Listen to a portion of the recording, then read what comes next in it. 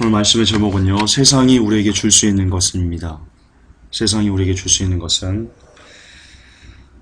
여러분 지금 그 모든 일들이요, 성경에서 예언한 바대로 성취되고 있습니다. 심지어, 마지막 때 두 부류의 크리스찬이 나올 것이다, 라는 예언까지요, 그대로 성취되고 있습니다.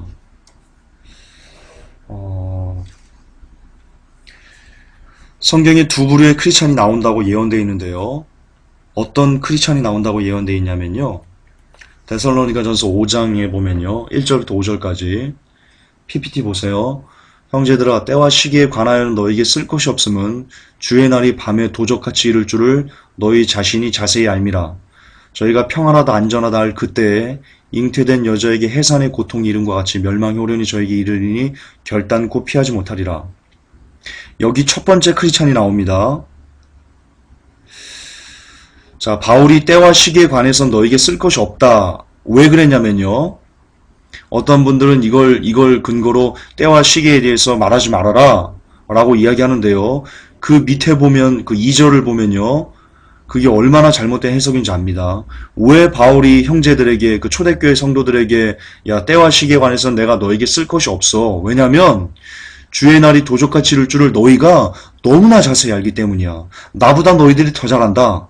그러니까 나는 때와 시기에 관해서 너에게 쓸 바가 없다. 이렇게 얘기한 겁니다. 때와 시기에 관해서 이야기하지 말아라. 알지도 말아라. 그런 게 아니고요. 안타깝지만 여러분 이것도 이 때와 시기에 관한 논란도요. 국어 실력이 부족한 겁니다. 국어 실력이. 조금만 1절, 2절만 문맥적으로만 알아도요. 바울이 왜 때와 시기에 관해서 말하지 말라 그러니까 쓰지 않는 거에 대해서 너무나 명명백백하게 나타납니다. 너무나 초대교회 성도들이 잘 알기 때문에 때와 시기에 관해서 특별히 내가 할 말이 없구나 라는 뜻입니다. 어쨌든 그런데 이 첫 번째 크리스찬이 어떤 크리스찬이냐면요. 평안하다 안전하다 하는 크리스찬이랍니다. 때와 시기를 그 도적같이 그들에게 임해서요. 한 부류는 그 평안하다. 지금은 평안해. 지금은 안전하지. 그때 멸망을 호련히 받게 될 크리스찬이 한 부류가 나오고요. 또 하나는요.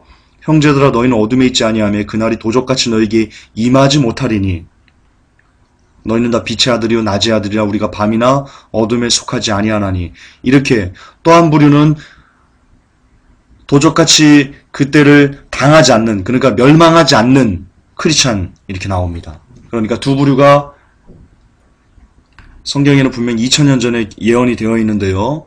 지금 이 예언도 성취가 되고 있습니다. 아시겠지만 여러분 그동안 1년 전부터 얘기했던 그 세계경제 붕괴 내일 월요일 9시 30분에 결판 납니다. 그리스 어떻게 될지.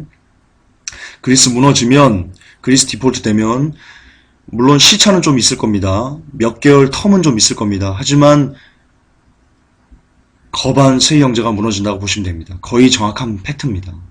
이거는 저만 얘기한 게 아니고요. 닥터 둠 루비니 그리고 기타 그 저명한 그 노벨 경제학자들을 비롯한 경제 전문가들이 이야기하는 겁니다. 그리스가 붕괴하면 세계 경제는 무너질 거다라고 이야기합니다. 그것이 내일 결판납니다. 어쨌든 그 외에 뭐 난리와 난리 소문, 전쟁의 소문, 지진, 자연재해, 성경의 마지막 때 성취될 거라고 기록된 예언들 모든 것들이요. 지금 거의 다 우리의 눈앞에 현실로 나타나고 있습니다. 제가 써놨지만 심지어 이런 때 마지막 때 두 부류의 크리스천이 나올 것까지 예언하고 있는데요. 그것조차 성취되고 있습니다. 또 하나 여러분 그 마태복음 25장 1절에서 그 13절까지 보면요. 이것도 여러분 데살로니가 5장 1절부터 5절까지의 말씀과 똑같은 말씀입니다. 그때 천국은 마치 등을 들고 신랑을 맞으러 나간 열처녀와 같으니 이 열처녀는요. 크리스찬입니다. 크리스찬. 5명은 뭐 크리스찬이고 5명은 믿지 않는 사람이 아니고요. 이 열처녀가 모두 다 신랑을 맞으러 나간 크리스찬을 얘기하는 겁니다. 근데 그 중에 5은 슬기 있고요. 그 중에 5은요. 미련합니다. 그러니까 마지막 때는 마지막 때는 성도들 중에 지혜로운 크리스찬, 그러니까 빛에서 거하는 크리스찬, 멸망을 호련히 당하지 않을 크리스찬, 반대로 미련해서 멸망을 호련히 당하게만 되는 그런 크리스찬, 두 부류의 크리스찬이 존재한다는 것입니다. 그런데 그들이요, 그러면서 13절에 예수님께서 뭐라고 말씀하십니까? 그런즉 깨어있으라 너희는 그날과 그 시를 알지 못하느니라. 여러분, 이것도 국어 실력이 부족한 겁니다. 많은 사람들이 이렇게 얘기합니다. 야, 그날과 그 시를 알지 못한다 했잖아. 왜 그런데 때와 시기에 대해 자꾸 얘기하는 거야? 알지도 말라고 그랬는데, 여러분, 예수님께서 그런즉 깨어 있으라 너희는 그날과 그 시를 알지 못하느니라. 이게 어떻게 그날과 그 시, 때와 시기에 대해서 알지 말아라, 경점도 알지 말아라, 말하지 말아라 라는 뜻입니까? 다시 목사님들, 많은 목사님들 죄송하지만 다시 중학교로 돌아가서 국어 공부 다시 하십시오. 그런즉 깨어 있으라. 그날과 그 시를 모르니까 너희들 제발 좀 깨어 있으라. 이 뜻이지요. 정녕 그 뜻이지. 어떻게 때와 시에 대해서 입도 뻥긋하지 말아라. 이런 말입니까? 답답하지 않을 수 없습니다. 자, 이처럼 마지막 때에 똑같이 예수님을 기다리던 크리스찬들인데요. 이들이 두 분류로 나눠지게 됩니다. 두 부류로 나누시게 됩니다. 한 부류는 예수님 이 마지막 때를 알아보고 또 한 부류는 마지막 때를 못 알아봅니다. 자, 그러면 왜 그들은 마지막 때를 못 알아보는 걸까요? 왜 그럴까요?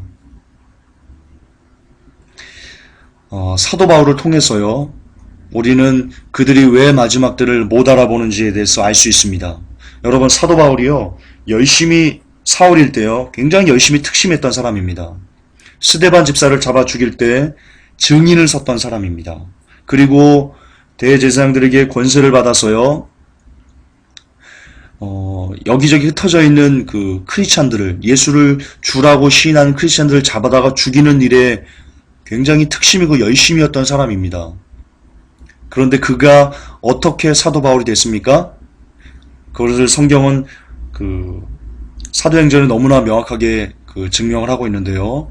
사울이 다메섹 도상으로 또 이제 예수를 주라는 사람들을 잡아다 죽이려고 가던 중이었습니다. 그런데 그때 갑자기 하늘에서 빛이 임하면서요, 소리가 났습니다. 그런데 그 주위에 있는 사람들은 그 빛은 보고 소리는 못 듣고요, 두려워서 벌벌벌 떨고 있었습니다. 그때 하늘에서 예수님께서 나타나셔서 바울에 얘기합니다. 바울아, 바울아, 왜 나를 핍박하느냐? 예. 그리고는 그의 눈이 어두워지고요, 아나니아가 가서 그의 눈에 안수하자 비늘이 벗겨졌습니다. 그리고 사울이 바울이 됐습니다. 여기서 무엇을 할 수 있습니까? 예수 그리스도를 만나지 못하면 절대로 사울은 바울이 될 수 없었다는 겁니다. 그러므로 실상 바울의 많은 사역 중에서요, 바울의 위대함보다는 우리는 사울을 바울로 변화시킨 예수 그리스도의 능력을 우리는 주목해야 됩니다. 어쨌든 예수 그리스도를 만나지 못하면 절대로 사울은 바울이 될 수 없었습니다. 마찬가지입니다. 예수 그리스도를 만나지 못하면 성도들은요, 절대로 마지막 때를 알아볼 수 없습니다. 그가 목사님이시건, 선교사건, 혹은 권사건, 안수건, 장로건, 일반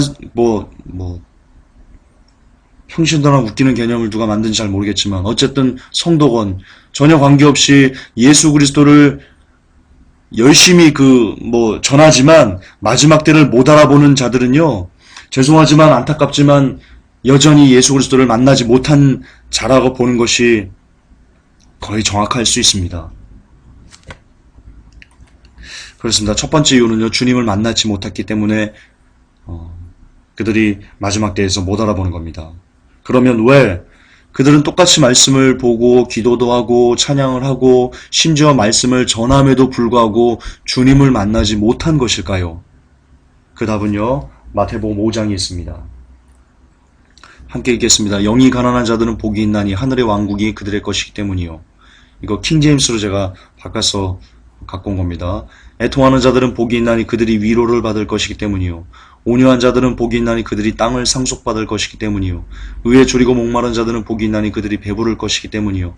긍휼을 베푸는 자들은 복이 있나니 그들이 긍휼을 얻을 것이기 때문이요.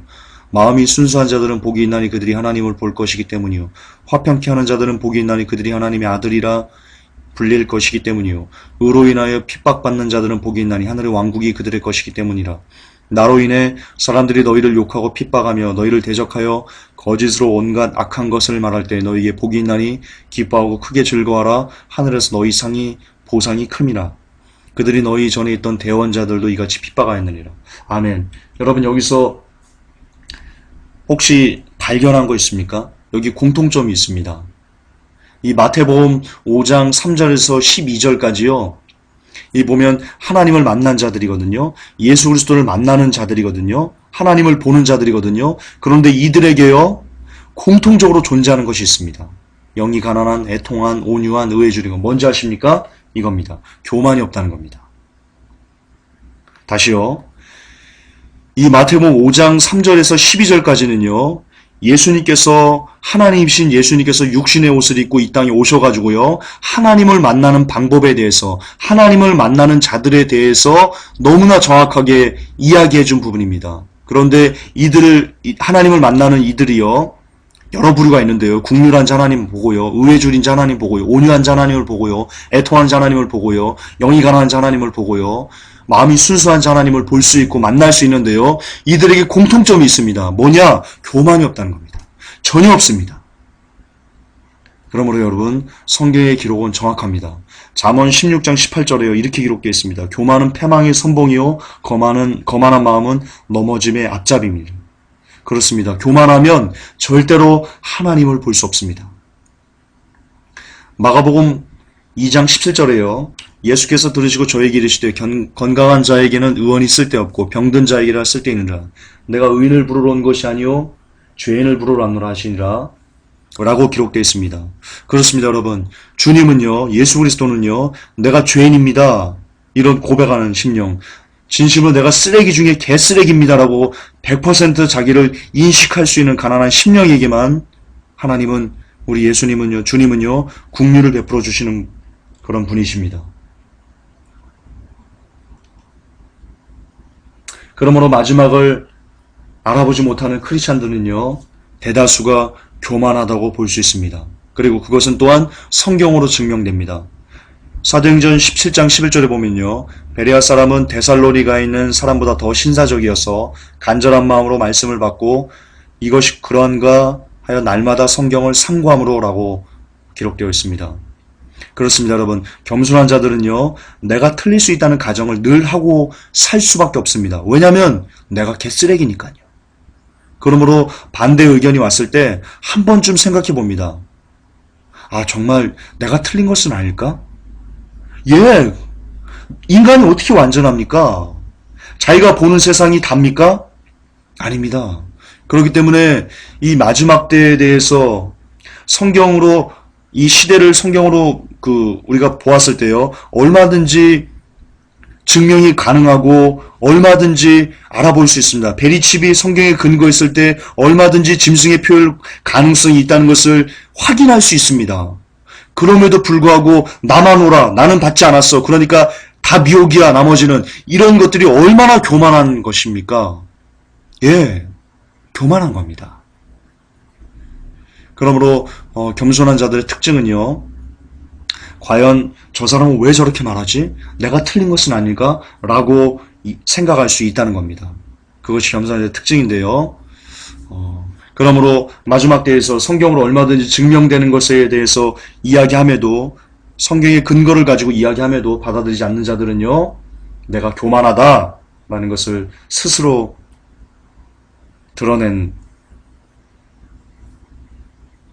스스로 드러내는 거다라고 보시면 됩니다. 우리 겸손에 대해서 묵상이 나왔으니까요, 하나만 더 겸손에 대한 묵상을 우리가 좀 나눴으면 좋겠습니다. 실패와 겸손에 대한 상관관계입니다. 여러분, 제 주위에는요, 그리고 여러분 주위에도 있을 겁니다. 실수나 실패 등을 한 후에 지나치게 자신을 자책하는 사람이 있습니다. 거기에서 헤어나오지 못하는 사람이 있습니다. 그러나 죄송하지만요, 저는 이것 역시 그도 모르는 그의 교만이라고 생각합니다. 그들은 이렇게 얘기합니다. 내가 이런 실수를 하다니. 내가 얼마나 열심히 기도했는데, 내가 얼마나 성경을 많이 봤는데, 얼마나 주를 위해 내가 충성했는데, 내가 이런 실수를 했어? 내가 이런 실패를 했어? 나는 나를 용서할 수 없어. 라고 지나치게 자신을 혹독하게 다루는 사람들이 있습니다. 우리 주위에 많습니다. 여러분, 그것은요, 교만입니다. 죄송하지만 100% 교만입니다. 그런 분들에게 제가 역으로 한번 묻고 싶습니다. 그러면 당신은 당신을 뭐라고 생각하십니까? 당신을 실수를 한 번도 안 하는, 앞으로도 한 번도 안 할 사람이라고 스스로 생각하셨습니까? 그것이 사람이라고 보십니까? 성경이 사람을 뭐라고 규정하고 있습니까? 로마 3장 10절, 11, 12절에 이렇게 되어 있습니다. 기록된 바 의인은 없나니 하나도 없으며 깨닫는 자도 없고 하나님을 찾는 자도 없고 다 치우쳐 한 가지로 무익하게 되고 선을 행하는 자는 없나니 하나도 없도다. 아멘. 이게 인간의 본질입니다. 이 땅을 살아내면서 나이가 60이건 70이건 80이건 90이건 사람이라면 이 땅에 호흡으로 기식하는 우리라면 늘 실수하고 늘 깨지고 늘 부서지고 늘 하나님 앞에 넘어지고 자빠지고 그러는 것이 인간입니다. 그것이 인간의 본질입니다. 여기서 인간은 벗어날 수 없습니다. 의인은 없나니 하나도 없습니다. 10살 먹은 아이가 실수하건 90살 먹은 노인께서 실수하건 관계없습니다. 인간이면 누구나 실수를 할 수밖에 없는, 늘 깨어질 수밖에 없는 그런 존재입니다. 그런데 내가 지금 한번 실수했다고, 내가 지금 한번 넘어졌다고, 내가 한번 자빠졌다고 그것을 가슴에 품고 끙끙대면서 내가 어떻게 이런 실수를 할 수 있지? 내가 어떻게? 당신이 뭔데? 그렇게 잘났습니까?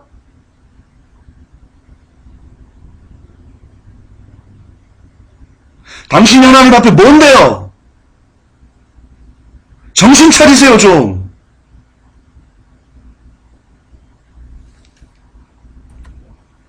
늘 실수하고 늘 넘어지고 자빠지고 그래도 또 일어나고 또 실수하고 또 실패하고 그래도 또 힘주시면 또 일어나고 이렇게 우리는 죽을 때까지 이런 악순환을 반복하고 주님께 가는 게 인간입니다. 늘 실수하는 존재, 늘 실패하는 존재, 늘 하나님의 마음을 상하게 하는 존재. 그것이 여러분들의 본질입니다. 우리의 본질입니다. 좀 깨닫기 바랍니다. 좀 깨달으십시오. 완전할 수 있다는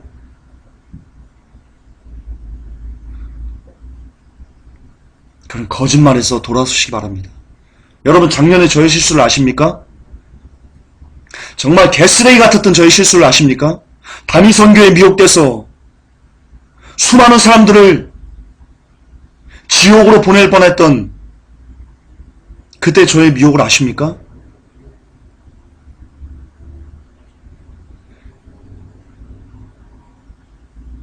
여러분들이 한 실수 중에 저의 실수보다 큰 실수가 여러분들에게 있었습니까? 그런데 제가 절망하답니까? 제가 낙담하고 목에다 때려치우고 세상과 담쌓고 제가 그렇게 살더이까? 아닙니다. 저 절망하지 않았습니다. 물론 실수한 것에 대해서 하나님 앞에 그리고 여러 성도님들 앞에 정말 발이 손이 되도록 빌고 또 빌었습니다. 그러나 거기까지였습니다. 왜냐하면 나는 나를 압니다. 나는 나를 너무나 잘 압니다. 내가 얼마나 개쓰레기 같은 존재인지 나는 너무 잘 압니다. 나는 앞으로도 내가 살아가는 날 동안 늘 실수하고 늘 넘어지고 자빠지고 그럴 존재라는 것을 저는 너무나 잘 압니다. 그렇기 때문에 저는 절망하지 않습니다. 이게 인간의 본질이라는 것을, 나의 본질이라는 것을 너무나 잘 알기 때문입니다. 그러므로 여러분, 실수인 것을 알았으면 주님께 주님 제가 잘못했네요. 제가 더 공부해서, 제가 더 기도해서, 제가 더 낮아져서 다시는 그런 일이 없도록 하겠습니다. 하나님, 사람이 원래 그렇지 않습니까? 더 힘주세요. 죄송합니다. 잘못했습니다. 다시는 안 그러겠습니다. 여러분, 이러면 끝입니다. 하나님 기억조차 하지 않는다고 하셨습니다.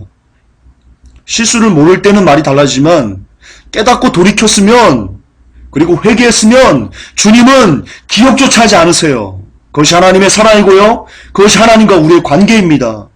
하나님은 완전하시고 실수하지 않으시지만 우리는 하나님이 아닙니다. 우리가 실수 없이 이 땅을 산다는 것은요, 우리가 하나님처럼 된다는 겁니다. 여러분, 엄청나게 교만한 겁니다. 실수 없이 이 땅을 산다고 애쓰는 것 자체가, 아니, 그런 생각 자체를 갖고 이 땅을 살아낸다는 것 자체가 여러분 교만입니다. 늘 실수의 가능성을 열어놓는 것이, 여러분, 그게 인간답게 사는 겁니다, 여러분. 하나님의 자리를 여러분들이 침범하지 마시기 바랍니다.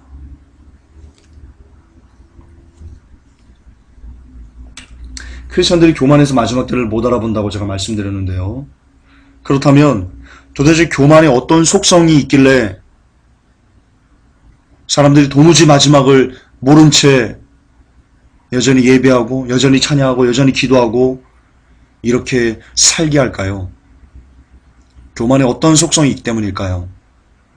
여러분, 교만의 중심 가치관에는요, 내가 있습니다. 나, I am. 하나님이 I am이라고 그랬죠? 그것을 인간이 가로챈 것이 교만의 중심 가치관입니다. 내가 내 삶의 주인공이 되라는 가치관이 있습니다. 그것이 교만의 핵심 속성입니다. 왜냐면요, 인류의 타락은 사탄으로부터 비롯되는데요. 사탄이 왜 타락했습니까? 사탄은 교만으로 인해서 타락한 존재이기 때문입니다. 성경은요, 그것을 너무나 잘 증명하는데요. 이사야 14장 13절에는요. 내가 내 마음에 이르기를 내가 하늘에 올라 하나님의 무별 위에 나의 보좌를 높이리라. 내가 북극 지폐의 산 위에 좌정하리라. 이게 루시퍼가 한 말입니다. 사탄이 한 말입니다. 야, 내가 하나님의 무별 위에 나의 보좌를 높일 거야. 내가 하나님보다 높아질 거야. 라고 이야기합니다. 그러므로 사탄의 핵심 무기는요. 사람을 교만하게 만드는 것으로 타락시킵니다. 그리고 거듭 강조하지만 교만의 핵심은요. 하나님 중심에서 인간 중심, 나 중심으로의 가치관의 전환이 있습니다.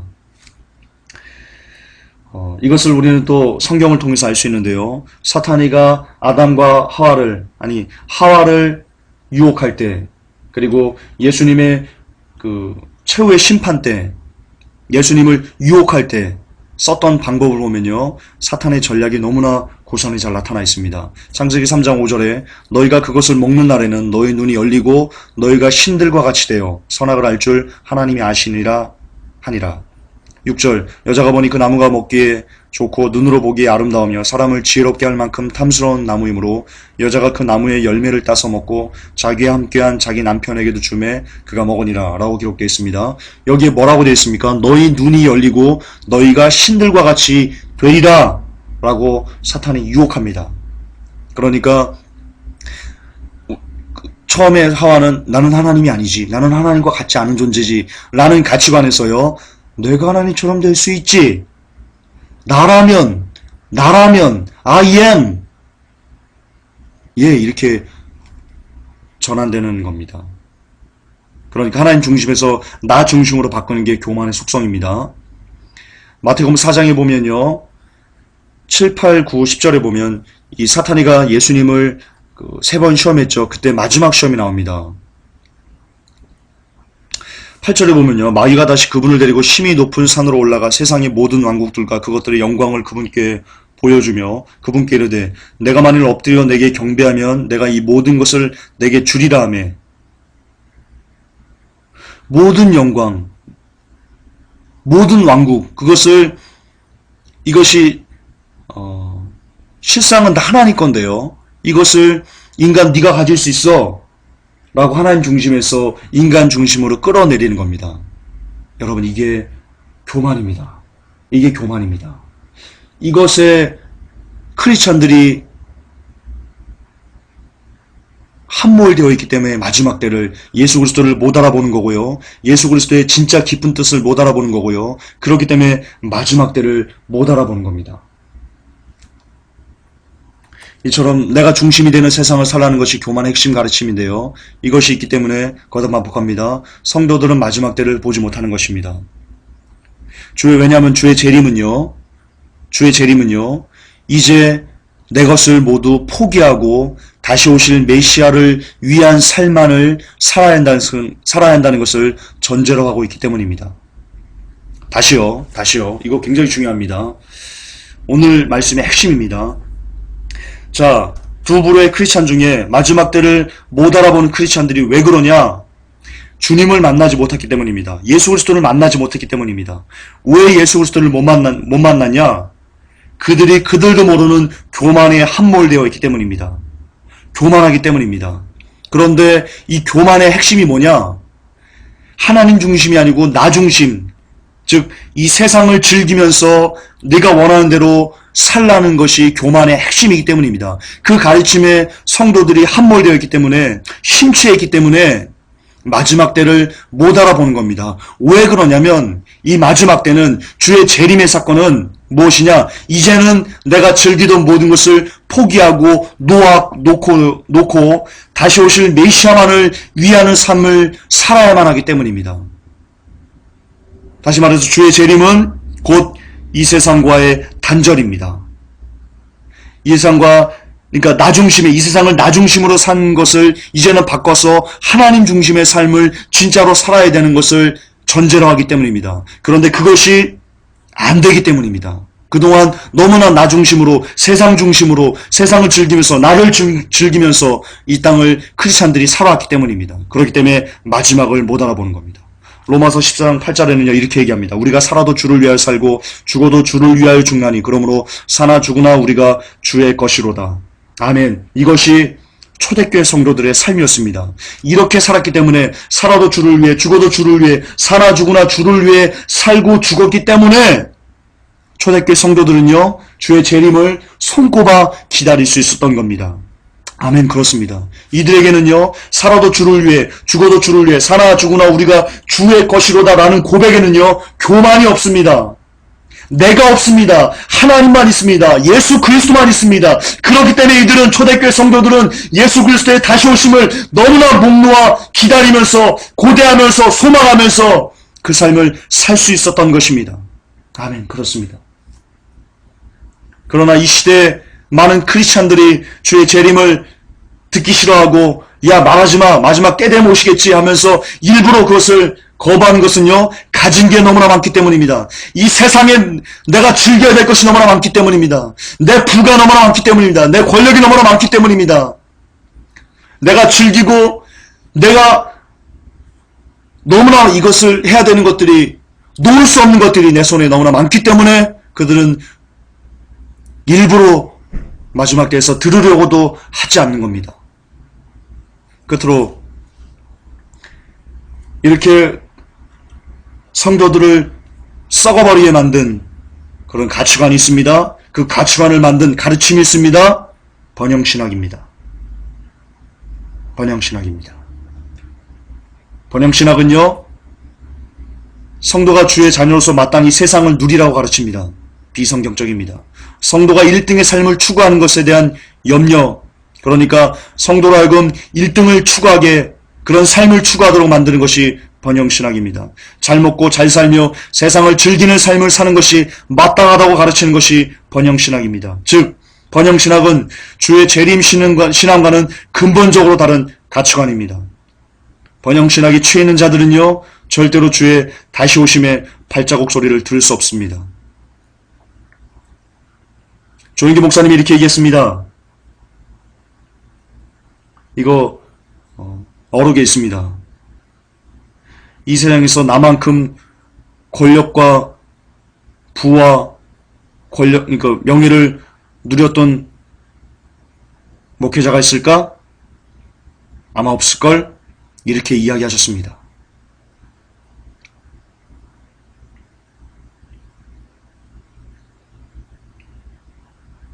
정말 이렇게 얘기하셨습니다. 전혀 성경적이지 않습니다. 여러분, 그런 나무에서 쏟아져 나온 신학들, 말씀들, 그것이 어떤 열매를 맺히겠습니까? 그런 열매를 맺은 시신만에 또 한국교회의 번역 모델로 삼고 있는 그 수많은 교회 보면서 한국교회가 얼마나 썩어버리겠습니까? 나만큼 부와 권력과 명예가 많이 누렸던 목회자가 또 있을까? 아마 없을 거야. 라인 나무에서 쏟아져 나오는 열매가 얼마나 다롭겠습니까?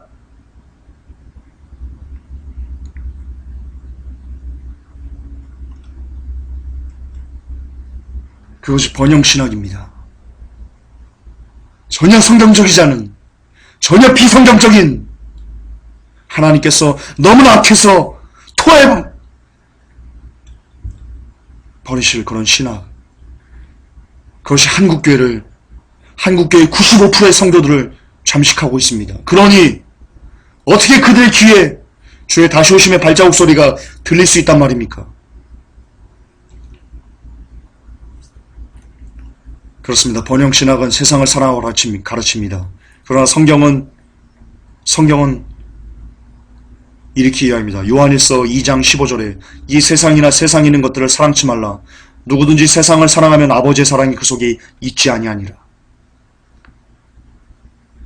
세상을 사랑하면 아버지의 사랑은 그에게 있지 않습니다. 아버지의 사랑이 없다는 말은요, 그가 지옥 간다는 말입니다. 번영신학에 취했으면 여러분들 지옥 갑니다. 휴거는 둘째치고요, 마지막 때는 둘째치고요, 여러분 지옥 갑니다. 그렇습니다. 크리스찬들은 번영신학에 속고 있습니다. 첫째, 이 땅의 크리스찬들은요, 번영신학에 대해서 두 가지 크게 속고 있는 게 있는데요. 첫째는요, 바르지 않은 복음인 것처럼 듣고 있는 그런 속임수의 피해를 하나 입고 있고요. 또 하나는요, 번영신학이요, 사람들에게 진정한 평안과 행복을 가져다 줄 수 있다는 가르침에 속고 있습니다. 다시 정리합니다. 크리스찬들은 번영신학에 속고 있는데, 첫째는요, 바르지 않은 복음을 진짜 복음인 것처럼 알고 있는 것, 이제 속고 있고요. 또 하나는 번영신학이 사람들에게 진정한 평안과 행복을 가져다 줄 수 없는데, 번영신학자들은 가져다 줄 수 있다고 하는 그 가르침에 대해서 속고 있습니다. 번영신학은 원하는 모든 것을 믿음으로 누리라고 가르칩니다. 그러므로 모든 것을 누리기 때문에 평화할 수 있다고, 행복한 삶을 살 수 있다고 가르칩니다. 그러나 우리는요, 우리가 원하는 모든 것을 다 얻는다 해도요, 절대로 행복해질 수 없는 존재라는 것을 여러분은 이 시간 깨달아야 합니다. 여러분, 전도서 2장 2절에서 10절을 피시기 바랍니다. 전도서 2장, 제가 그 증거를 보여드리겠습니다. 우리가 원하는 모든 것을 다 얻는다 해서 절대로 우리는 행복해질 수 없는 존재라는 것을요, 제가 여러분 증명해 드리겠습니다. 전도서 피십시오.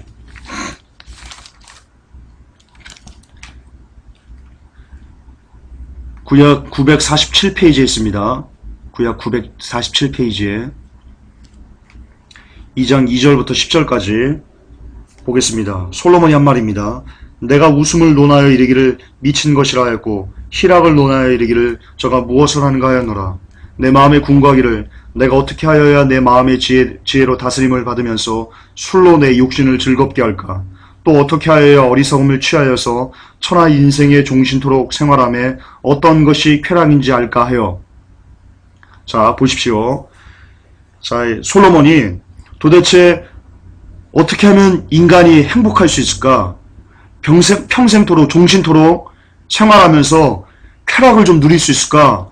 라고 하면서요, 솔로몬이 해본 일입니다. 4절에 나의 사업을 크게 해보았다. 내가 나를 위하여 집들도 지었고 포도원도 심었고 여러 동산과 과원을 만들고 그 가운데 각종 과목을 심었으며 수목을 기르는 살림에 물 주기 위하여 못을 팠으며 노비는 사기도 하였고 집에서 나게도 하였으며 나보다 먼저 예루살렘에 있던 모든 자보다 소와 양떼의 소유를 많게 하였으며 은군과 왕들의 보배와 여러 도의 보배를 쌓고 또 노래하는 남녀와 인생들이 기뻐하는 처와 첩들을 많이 두었노라.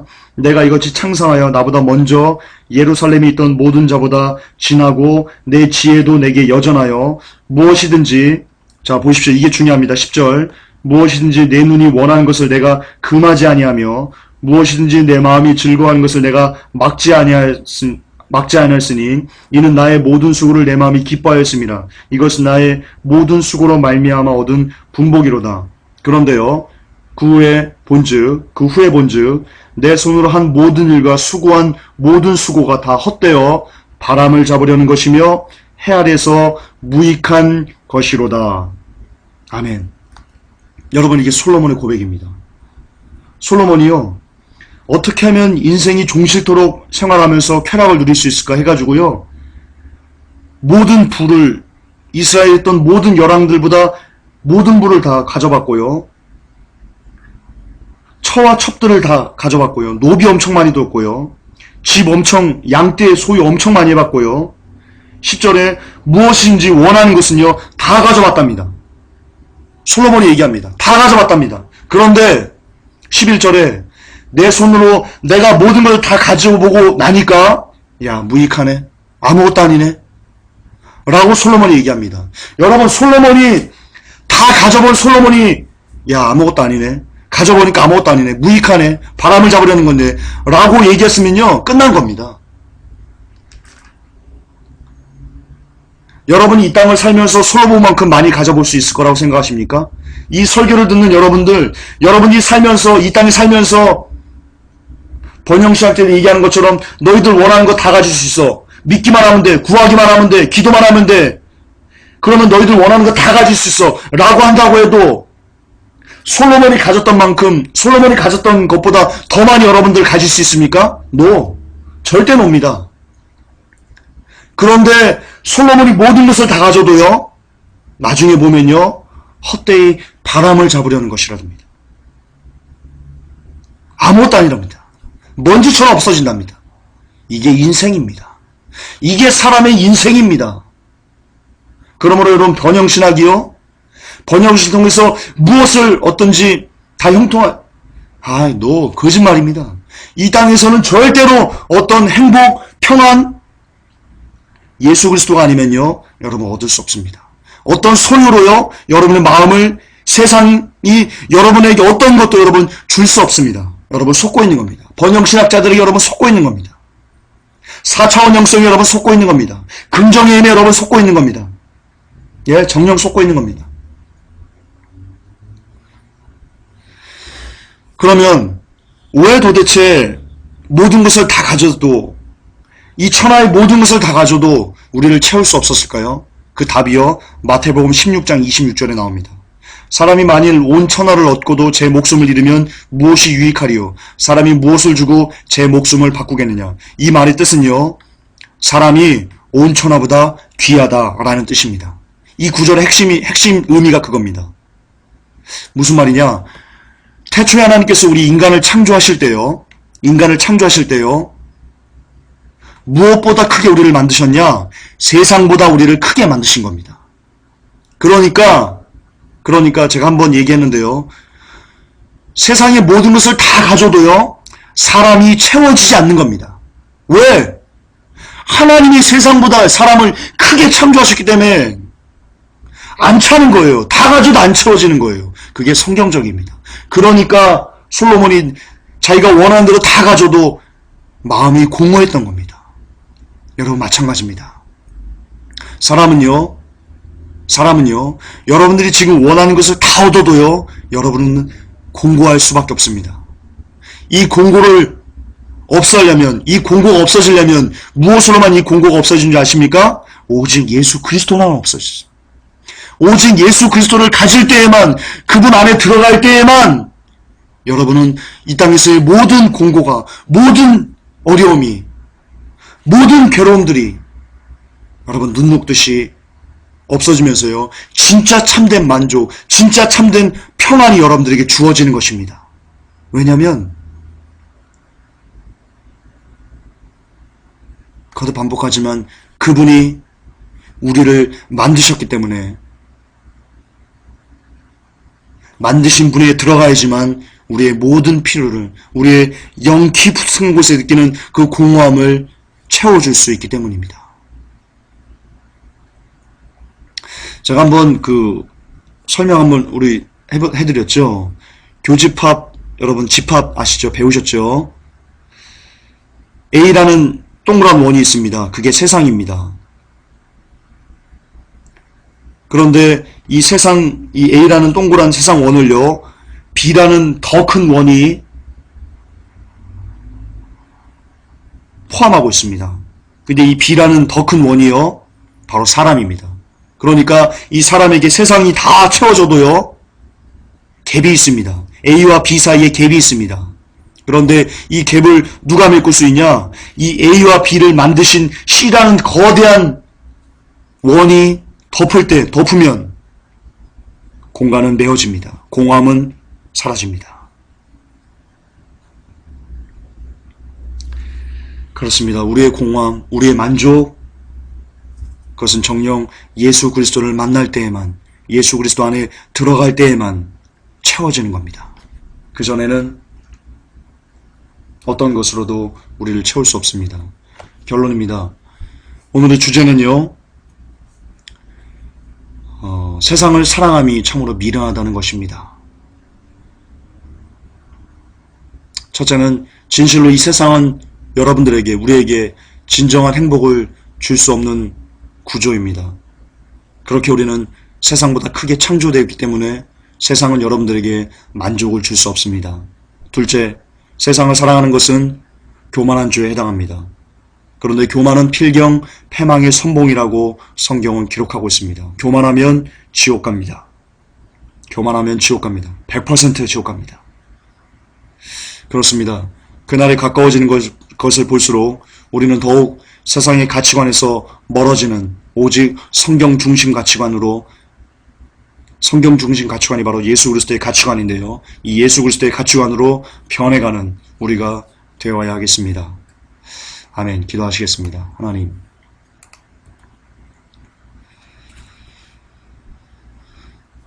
주님 감사합니다. 세상이 우리에게 줄 수 있는 것이 아무것도 없음을 고백합니다. 세상은 우리에게 어떤 만족도, 어떤 유익도 줄 수 없습니다. 우리는 세상으로 채워질 수 없습니다. 세상이 우리에게 줄 수 있는 것은 걱정, 근심, 염려, 유혹 뿐입니다. 하나님, 마지막 때를 사는 우리 크리스찬들이 더욱더 그때를 바라볼수록, 그때를 더 체감하는 지금인데, 그날의 가까움을 볼수록 더욱더 세상과 멀어지게 하시고, 세상에서 어떤 유익도 얻을 수 없다는 것을 깊이 자각하여서 오직 더욱더 예수 그리스도에게만, 성경 중심으로만 나아갈 수 있는 우리들 되게 하여 주시옵소서. 감사드리며 예수 그리스도를 받들어 축복하며 기도 올렸나이다. 아멘. 주기도문 하십니다. 하늘에 계신 우리 아버지여, 이름이 거룩히 여김을 받으시오며 나라의 마옵시며 뜻이 하늘에서 이루어진 것 같이 땅에서도 이루어지리이다. 오늘날 우리에게 일용할 양식을 주옵시고, 우리가 우리에게 죄 지은 자를 사하여 준 것 같이 우리의 죄를 사하여 주옵시고, 우리를 시험에 들게 하지 마옵시며 다만 악에서 구하옵소서. 대개 나라와 권세와 영광이 아버지께 영원히 싸움나이다. 아멘. 주님 감사합니다.